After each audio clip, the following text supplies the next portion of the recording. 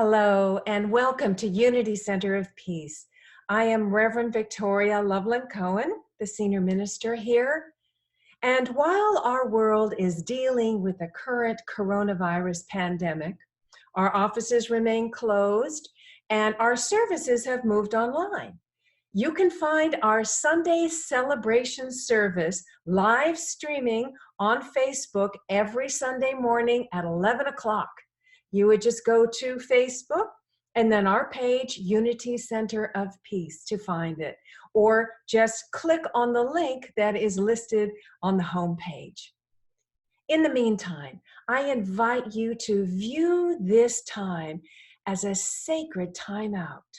We have an opportunity to use this time to cocoon, to maybe reevaluate old ways of being, to maybe even reimagine ourselves so that we can emerge from this with our full butterfly self-expressing. So there are many ways that we offer to support you in that effort, and you'll find them listed here on the home page with links. For now, take a nice deep breath with me, center your awareness in your heart, and let's affirm together.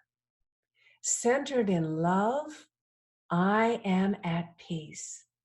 I can see opportunities for wondrous good emerging from this experience.